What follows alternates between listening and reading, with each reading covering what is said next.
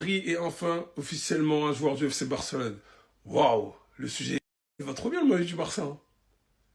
Est-ce qu'il va prendre ce numéro 4 ou c'est vraiment le 16 qu'il va prendre? Hein, les Madrilènes. Il a déclaré être content d'être ici. C'est un jour très spécial pour lui et pour les siens. Tu m'étonnes. T'es accueilli en rockstar. Donc toi-même, tu vois à quel point on t'aime de ouf déjà alors que tu as joué 0 minutes. C'est dire. Il a déclaré que Sergio Busquets c'est un ami et qu'il se réfère à lui, bien évidemment. Et puis, ils ont des choses qui les unissent et des choses... Enfin bref, je me complique la tête pour rien. Des choses qui les démarquent. C'est vrai qu'il est beaucoup plus offensif que Busquets. Il s'est même permis de parler de Julián Alvarez. Voilà, il a évoqué le sujet avec extrêmement de prudence. Voilà, il a beaucoup de respect pour l'Atlético Madrid, sachant qu'il me semble qu'il a joué à l'Atlético Madrid, donc il n'a pas débordé sur le sujet. En tout cas, il maintient quelque chose qui est honnête, c'est que Deco et la direction feront tout, ce qui est en leur pouvoir, pour renforcer l'équipe. Alvarez, c'est ce qu'il te reste à faire. Rodri sera accueilli en rockstar. Adeyemi Gordon, pareil. Alvarez, si tu veux être bien traité quelque part, il n'y aura qu'à Barcelone que ce sera le cas. Vous me direz si vous êtes d'accord avec moi, les Barcelonais et même les supporters d'autres clubs, par rapport au transfert de Rodri. Parce que pour moi, il y a du très bon dans ce transfert, mais il y a aussi du moins bon et surtout des doutes. Parce qu'au niveau du bon, on connaît Rodri, on connaît le joueur, il sort d'une Coupe du Monde exceptionnelle, c'est un joueur d'expérience qui va rejoindre le FC Barcelone pour venir un petit peu stabiliser le milieu.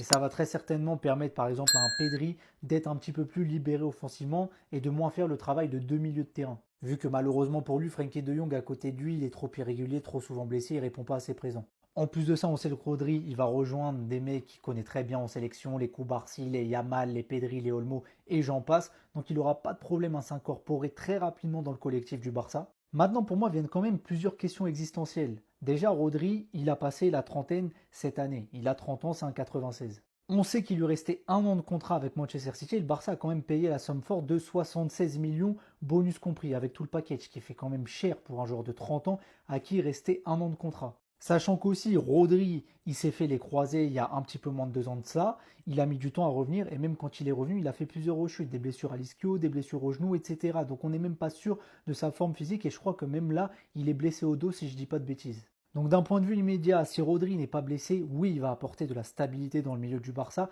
et le milieu du Barça va être encore plus performant.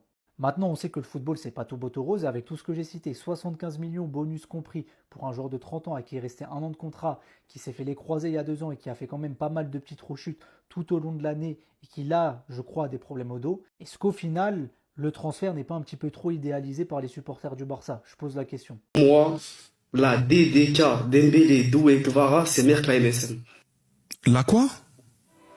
La DDK, Doué, Dembélé, Kvara, c'est meilleur que la MSN. Frérot, tu dis la DDK, j'ai cru que c'était une plaque d'immatriculation. Il n'y a jamais personne qui a dit ça. Il n'y a jamais personne qui a dit. Il n'y a jamais personne. Frérot, t'es en train d'inventer des initiales là. Il n'y a jamais personne qui a dit. Là, attends, la DDK, c'est qui? Dembélé, Doué, Doué, Dembélé, Kvara. Mais j'ai vu absolument personne dire la DDK, mon ref. C'est complètement fou. Vous avez sûrement dû voir cette stat effrayante d'Erling Haaland qui n'a jamais marqué en finale avec Manchester City, comme vous pouvez le voir. Hein. 11 finales, 0 but. Mais ça prouve une chose. Vinicius n'est pas votre ami.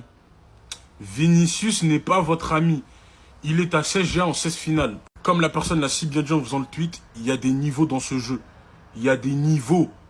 Vinicius et Haaland, ils ont le même âge. Hein. Au cas où vous ne le savez pas, ils ont le même âge. Et moi, ça, je l'ai déjà dit et ça le prouve. Quand tu compares Vinicius au joueur de son âge, c'est le jour et la nuit. Le jour et la nuit, j'abuse. En vrai, je max. Mais c'est pas les mêmes accomplissements. Je suis désolé, mais cette stat d'Haaland, c'est pas normal.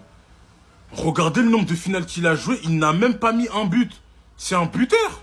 En plus, je crois que même passe D, il n'a pas sur ses finales. Hein. Je crois qu'il n'a pas de passe D. Confirmez-moi en commentaire. Je crois que j'ai à tout court, il en a 0. Tu compares à un autre genre de son âge, sachant que les deux, Vini et Haaland, c'est du même calibre. Vini, c'est du 16 G en finale. 16, mais c'est une dinguerie. En tout cas, voilà, moi, cette vidéo, c'était surtout pour mettre mon frère en valeur, Vini. Ça prouve juste que ce mec-là, c'est pas votre pote. C'est pas votre ami, respectez-le. Les accomplissements qu'il a pour son âge, là, c'est très fort. C'est très fort. Et j'ai trop le seum qu'il ait pas eu son bleu encore une fois. Brahim Diaz va vraiment repartir une saison où il va être remplaçant au Real Madrid. Déjà interrogé sur son avenir au Real Madrid l'été dernier, Brahim Diaz se retrouve 12 mois plus tard face aux mêmes questions, car malgré son importance avec le Maroc, le milieu offensif peine toujours à sortir d'un rôle de joker de luxe au sein de l'armada du Real Madrid. Depuis son retour de prêt de l'AC Milan en 2023, le natif de Malaga évolue depuis 3 ans autour d'un volume de jeu équivalent à une vingtaine de matchs complets par saison, un statut loin d'être insignifiant au Real Madrid, où le moindre remplaçant doit être capable de répondre présent dans les grands rendez-vous. Mais à 27 ans, le lion de l'Atlas peut aussi se demander si ce rôle correspond encore à ses meilleures années. À Milan, alors qu'il était beaucoup plus jeune, l'Andalou avait déjà connu davantage de responsabilités dans une équipe qui était championne d'Italie puis demi-finaliste de la Ligue des Champions. Aujourd'hui, il est plus expérimenté, il est installé comme un véritable cadre de la sélection marocaine. Ces questions sont donc complètement légitimes, surtout au niveau du fait que le Real Madrid a recruté un ailier droit cet été qui pourrait, lui, à 19 ans, se retrouver titulaire. Car selon le média AS, José Mourinho possède déjà 4 hommes forts en tête pour démarrer la saison. Brahim, lui, est identifié comme la principale alternative à droite, tandis qu'Arda Güler devrait lui profiter des minutes laissées par Jude Bellingham. Le problème, encore une fois, c'est que Brahim Diaz n'est pas un gamin en devenir comme Arda Güler, ni un joueur qui doit absolument tout prouver comme Yan Diomandé. La question va donc rester en suspens et forcément une autre va se poser également. Combien de temps Brahim Diaz va-t-il encore supporter ce rôle et ce statut, surtout au vu des arrivées d'un nouvel entraîneur et de nouveaux joueurs à son poste?